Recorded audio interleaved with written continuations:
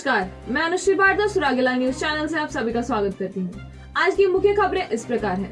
कर्नाटक में बजरंग दल कार्यकर्ता की हत्या, हिजाब विवाद का मामला, तनाव बढ़ा, कर्नाटक में स्कूल व कॉलेज बंद, ट्रक की चपेट में आकर बाइक सवार महिला की मौत, काशीपुर के कुंडा थाना क्षेत्र का मामला।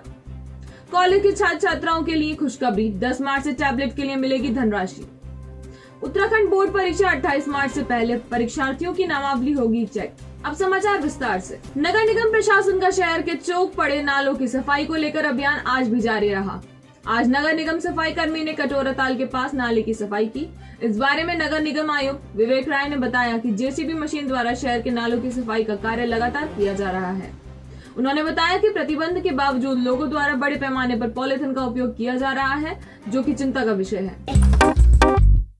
क्यों चैंपियन, कैसी थी तुम्हारी आज की रेस? सेकंड आया। ओह, अरे पोता किसका है? Try this। देवरपन पुदीना ब्लास्ट। मम्मी, ये आपके लिए देवरपन चिप्स टैंगी टमाटो। दादाजी, आप ये ट्राई करो, देवरपन चिप्स क्रीम अनियन। कितने रनर से रेस में partner? 2। Devarpan crispy crunchy chips. मस्ती से बोल, मस्ती में बोल। उत्तराखंड में मौसम का एक बार फिर बदला हुआ रुख देखने को मिलेगा। मौसम विभाग की भविष्यवाणी के अनुसार प्रदेश में 22 फरवरी से मौसम फिर से करवट ले सकता है। ऐसे में कहीं कहीं बारिश और बर्फबारी के आसार हैं। मौसम विज्ञान केंद्र के निदेशक विक्रम सिंह ने कहा कि प्रदेश में 22 फरवरी को ताजा पश्चिमी विक्षोभ की दस्तक देने के कारण मौसम के करवट बदलने के आसार हैं। ऐसे में 23 फरवरी को गढ़वाल मंडल के पर्वतीय क्षेत्रों और कुमाऊं के पिथौरागढ़ और बागेश्वर जिले में बारिश की आशंका है। इस दौरान 3500 मीटर से अधिक ऊंचाई वाले इलाकों में हिमपात भी हो सकता है, जबकि कई जगहों पर बारिश लोगों की परेशानी को बढ़ा सकती है। संवाददाता मनोज कुमार की रिपोर्ट। नमस्कार, मैं विक्रम सिंह, निदेशक मौसम केंद्र देहरादून से। उत्तराखंड के लिए मौसम की बात करें, आज 21 तारीख फरवरी की है और मौसम इस समय तो साफ ही चल रहा है। तापमान भी करीब सामान्य के आसपास है, चाहे अधिकतम है या न्यूनतम तापमान है, दोनों ही सामान्य के आसपास चल रहे हैं। लेकिन कल 22 तारीख से जो मौसम की एक्टिविटी है वो थोड़ी बदलेगी और आप देखेंगे कि जो एक पश्चिमी विक्षोभ है वो निकलेगा और उसका प्रभाव जो है उत्तराखंड में भी देखने को मिलेगा। तो 22 और 23 में आप ये कह सकते हैं कि जो है हल्की मध्यम तक की जो बारिश है वो प्रदेश में कुछ जगहों तक में देखने को मिलेगी, खासकर गढ़वाल रीजन और जो हमारे उत्तराखंड कुमाऊं रीजन के जो अंदर के डिस्ट्रिक्ट है उनमें। बाकी जो कुमाऊं क्षेत्र है उसमें isolated type activity, light activity वो रहेगी। और ऐसी ही सिचुएशन जो है, इसी तरह की स्थिति जो है 23 तारीख में भी फरवरी को रहेगी। और इसी के साथ जो थंडरस्टॉर्म एक्टिविटी होगी उसकी वजह से आप ये कह सकते हैं कहीं लाइटनिंग, हेल है, इस तरह की भी जो चीज़ है वो भी देखने को मिलेगी। खासकर हिल्स में अगर बात करें तो हेल एक्टिविटी कहीं कहीं पर वो देखने को मिलेगी उत्तराखंड के। और प्लेन्स की अगर मैं बात करूँ तो यहाँ पे जो तेज़ हवाएं भी हैं थोड़ी, आप कह सकते हैं 30 से 40 किलोमीटर प्रति घंटा तक के रफ्तार वाली, वो भी कहीं कहीं पर प्लेन्स में हमारे जो डिस्ट्रिक्ट है, खासकर हरिद्वार है और देहरादून डिस्ट्रिक्ट से का जो प्लेन्स वाला एरियाज है, तो इनमें संभावना तेज़ हवाओं की भी थोड़ी बहुत हो रहेगी। तो इस तरह की एक्टिविटी ये 2 दिन जो है 22 और 23 को प्रदेश में रहेगी और उसके बाद फिर एक्टिविटी कम हो जाएगी। छुटपुट हो सकती है हायर रीचेज में अंदर के डिस्ट्रिक्ट्स में 24-25 में भी, लेकिन हाँ ये कि ज़्यादा कोई सिग्निफिकेंट एक्टिविटी फिर नहीं।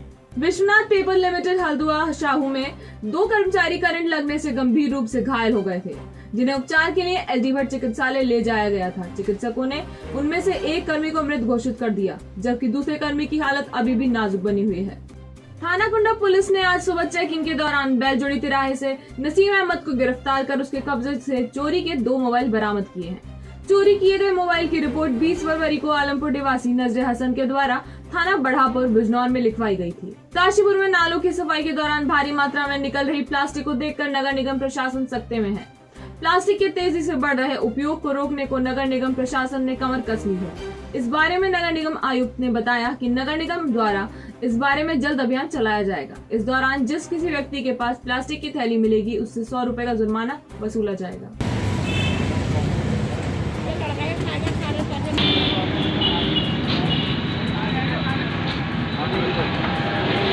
जैसा कि आप देख रहे हैं कि निरंतर हम जो है सुबह और शाम दोनों समय नालों की सफाई करा रहे हैं शहर के, जिसमें गेविया नाला है, अलीगंज रोड का नाला है, सत्यम पैलेस के सामने नाला है, कार्बेट जो एक होटल है उसके सामने नाला है, बांसफड़ान पुलिस चौकी है उसके सामने का नाला है, कटोरा ताल नाला, मतलब निरंतर हमने नालों की सफाई कराया है। और उस सफाई का परिणाम हुआ है कि एकदम स्वच्छ जो बहता हुआ पानी नाले में दिखा है हमको, लेकिन फिर उसमें प्लास्टिक आ जा रहा है। तो ये प्लास्टिक आने का कारण जो है आप स्वयं सोच सकते हैं कि इस शहर की जनता ही है जो प्लास्टिक का अधिकतम प्रयोग कर रही है और उसको जो है नालों में डाल रही है। प्रयोग करना एक विषय है, दूसरा एक विषय है कि उसको हम नालों और नालियों में डाल दे रहे हैं। अगर इस शहर को साफ रखना है, गंदगी मुक्त रखना है, लोगों को स्वस्थ रखना है, तो नागरिक से आवाज़ निकालनी पड़ेगी।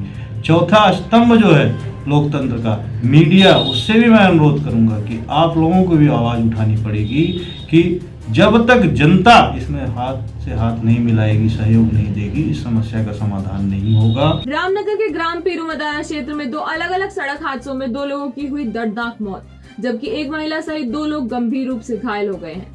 सूचना पाकर मौके पर पहुंचे सीओ बलजीत भाकुनी और चौकी प्रभारी भगवान महर ने मृतकों के शव को पोस्टमार्टम के लिए भिजवाकर घायलों को गंभीर हालत में निजी अस्पताल में भर्ती करा दिया है। पवन सिंह जीना यूनिवर्सिटी के स्वामी विवेकानंद शोध एवं अध्ययन केंद्र के सीताराम, राहुल यादव एवं पूजा बोरा ने नेट एवं JRF की परीक्षा तथा चंदन बिष्ट, रजत शर्मा, सूरज रावत, दिया रावत, किरण सनवाल, सलोनी रमन, दीपा रावत, हिमांशु पुनेठा, तनुजा जोशी, चंद्रकला कोठारी, दीपिका अधिकारी ने योग में नेट की परीक्षा पास की है। कुलपति प्रोफेसर भंडारी ने बताया कि इस केंद्र ने आर्थिक रूप से अक्षम युवाओं को निःशुल्क नेट JRF कक्षाओं का संचालन किया था। भंडारी ने बताया कि इस केंद्र से पढ़ाई किए बच्चों ने यूनिवर्सिटी का गौरव बढ़ाया है। संवाददाता हेमंत सिंह मेहरा की रिपोर्ट। उधम सिंह नगर के जसपुर क्षेत्र के भोगपुर डैम इलाके में पुलिस की संयुक्त टीम द्वारा शराब कारोबारियों के खिलाफ छापेमारी कर भारी मात्रा में अवैध रूप से शराब बनाने वाली भट्टियों को तोड़कर नष्ट कर दिया। कोतवाल जसपुर जगदीश देवपा ने बताया कि पुलिस टीम द्वारा चलाए जा रहे अभियान के तहत भोगपुर जंगल में 15,000 लीटर लहन तथा कई भट्टियों को नष्ट किया है। हमारे SP काशीपुर, CO काशीपुर यहाँ ये विजिट में जसपुर क्षेत्र विजिट में जसपुर आए थे और इतने में चौकी इंचार्ज पतरामपुर ने सूचना दी कि एक जगह सूचना है कि वहाँ लहान डाल रखा है। तो इस सूचना पर मौके पर पहुँचे, हमें लगभग 15,000 लीटर लहान मिला वहाँ पर और उसको नष्ट किया गया मौके पर ही। कितनी भट्टियाँ थी बनने लगी हुई थी और वो ताज़ा था, उसमें अभी तैयार नहीं हुआ था, लहान जो था तैयार नहीं हुआ था। सारी कार्रवाई हो रही है, पूर्व में भी हुई है, उससे पूर्व में भी काफ़ी कार्रवाइयाँ हुई हैं, इसमें भी लगातार कार्रवाई चलती रही। थाना कुंडा के पास रुद्रपुर हाईवे पर एक ट्रक और बाइक की टक्कर हो गई, जिससे बाइक पर सवार महिला की मौके पर ही मौत हो गई, जबकि बाइक चालक गंभीर रूप से घायल हो गया। पुलिस ने उसे गंभीर हालत में राजकीय चिकित्सालय में भर्ती कराया है।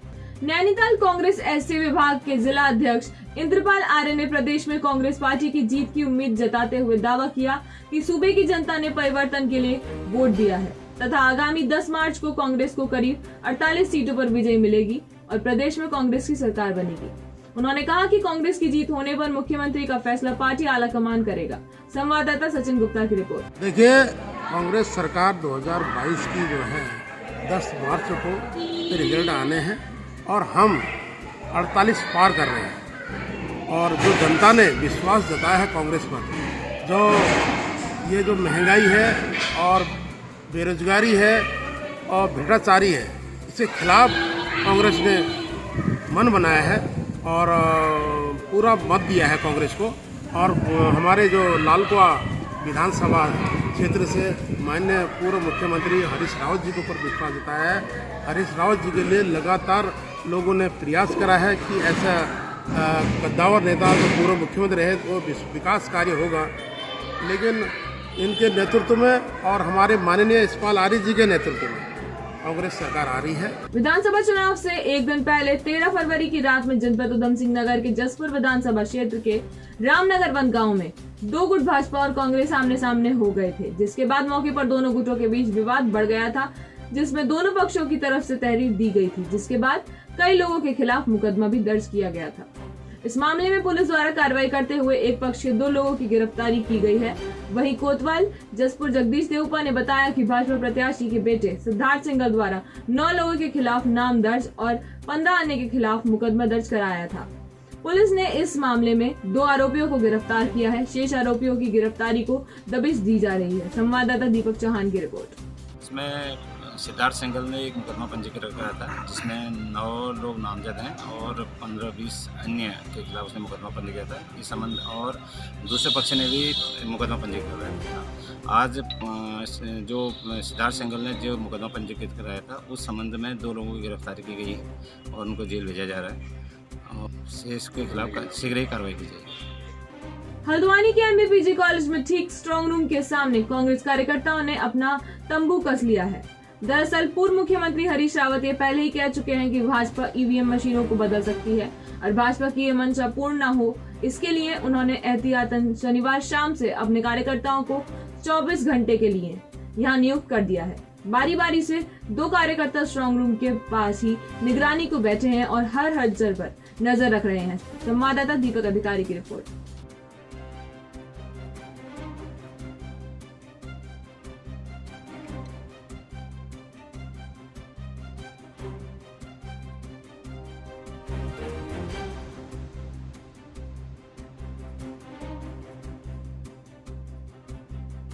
4 दिन हो गए आपको लगातार बैठे हुए क्या? ये आम चुनाव जो 2022 का है, इसके लिए हम सभी लोग यहाँ पर हैं मौजूद हैं। निष्पक्ष और पारदर्शितापूर्ण बना रहे हमारे चुनाव अभियान जो है, इसकी काउंटिंग तक हम निगरानी कर रहे हैं। यहाँ पे सभी लोग उपस्थित हैं और जैसा कि मैं लालकुआ विधानसभा से स्वयं हूँ, मेरे साथी हैं विधानसभा से चौहान जी हैं और इसी प्रकार से अन्य विधानसभाओं के लोग भी यहाँ पर आ सकते हैं। तो सभी लोगों ने अपने अपने यहाँ पर रिप्रेजेंटेशन के लिए प्रतिनिधि नियुक्त किए हैं और इसी प्रकार 3 लोगों की जो सुरक्षा व्यवस्था है एमबीपीजी के प्रांगण में कंट्रोल रूम में, वो चाक चौबंद बनी रहे। उनके साथ ही हम भी निगरानी कर रहे हैं। यहाँ पर तमाम जो गतिविधियाँ हो गई हैं, तमाम अनुवांशिक तत्व लोग यहाँ पे आ सकते हैं। उनके लिए हम जो मेन हाईवे से है, मेन गेट से है और कंट्रोल रूम के पीछे की तरफ है, इन तरफ हम निगरानी कर रहे हैं। 24/7 यहाँ पर उपस्थित हैं और पीछे जैसा कि आप देख सकते हैं कि ये टेंट लगा हुआ है, टेंट में रह के हम सामने कंट्रोल रूम का निरीक्षण कर रहे हैं। क्या आसार लगते हैं आपके यहाँ पे? अच्छी गड़बड़ी के आसार हैं, इसीलिए हमको यहाँ रखा गया है। अच्छा, कितने दिन हो गया आज आप लोग को यहाँ पे? हम लोगों को हो गया आज 5 दिन। अच्छा, तो और क्या कहना चाहेंगे? जैसे हरीश रावत जी ने साफ तौर पर कहा था कि ईवीएम मशीन में गड़बड़ी हो गई है, इसलिए हम लोग अपने लोगों को यहाँ पर बैठाएंगे। वहीं आज आप लोग को 4 दिन हो गए बैठे हुए, क्या कहना चाहेंगे इसमें? कि हम इसलिए इसमें हम कहना चाहते हैं ना, उनको बीजेपी को अपनी हार का पूरा है डर लग रहा है, तो हम ये लालकुआ विधानसभा की तरफ से, रावत जी की तरफ से हम यहाँ पर बैठे हैं कि ईवीएम मशीन में गड़बड़ी ना हो। आपका नाम? संतोष रावत। पुलिस अधीक्षक चंपावत देवेंद्र पीचा द्वारा थाना लोहाघाट का वार्षिक निरीक्षण किया गया। इस दौरान उन्होंने सभी अधिकारी कर्मचारियों की समस्याओं का मौके पर ही समाधान किया। इसके अलावा उन्होंने कार्यालय, अभिलेखों, मालखाना, शास्त्रागार, आपदा उपकरणों, CCTVs, लावारिस माल और वाहनों, मैस, बैरक, परिसर, सरकारी आवास का निरीक्षण भी किया।